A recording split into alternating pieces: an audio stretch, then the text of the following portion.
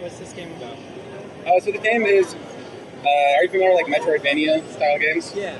Tetroidvania. That was the joke that became a game. Okay, that's awesome. It's kind of like Tetris slash Metroid. Right. Like we came up with the word first as kind of a joke, and it was such a weird concept that we decided like, hey, what would that mean? Like, what would you actually do if you were doing it like a Tetris themed platformer?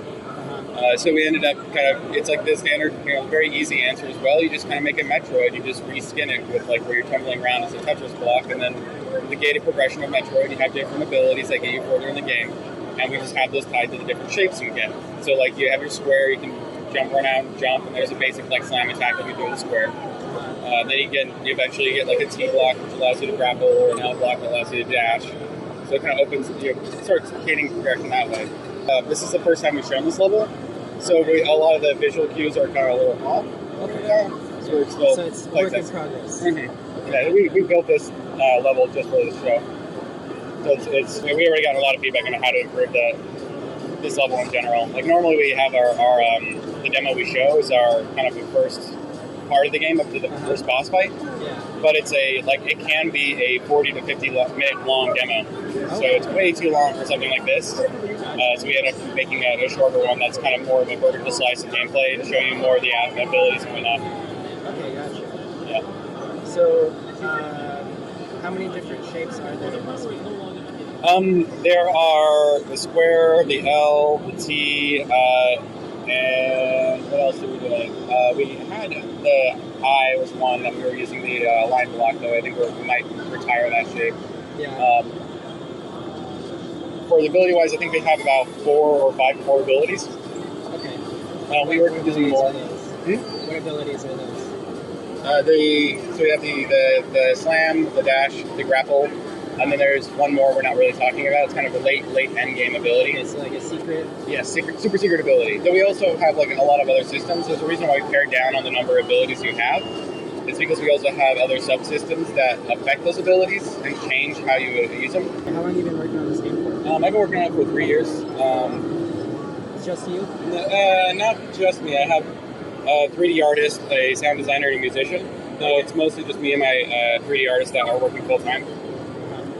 So as you see, you can start to manipulate the world and move things around. That's all happening real time in the background as you move those rooms. Oh, no. So if you were to rotate them, they would everything in there would actually react real time to the rotation.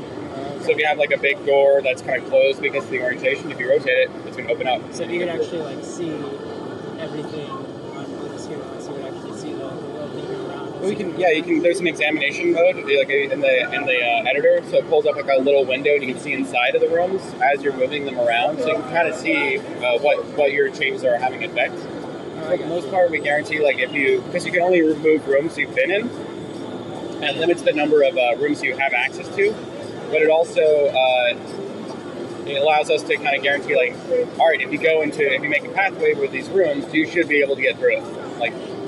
You won't get stuck. You'll actually be able to platform through it without getting halfway and realizing that there's a jump you can't complete.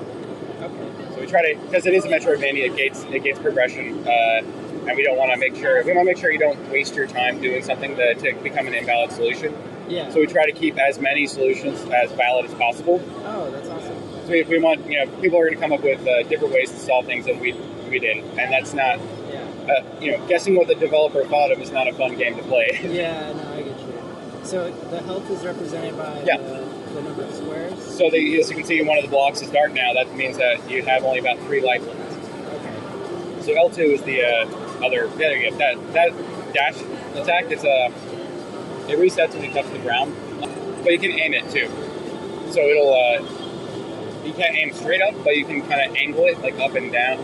So it will allow you to kind of go up and to the right or up and to the left. It helps a lot with platforming. So it's kind of a multi-purpose skill. So you can use it as an attack. So you can dash into the back of the enemies and they'll die. You can also use it as a traversal ability and whatnot. What's the game called again? It's called Refactor. Refactor, awesome. Yeah. Your name is? I'm Bob Webb. Okay, nice to meet you, Bob. Nice to meet you. Good luck on the game. Yeah, thanks. Seems cool. Yeah, thanks for playing.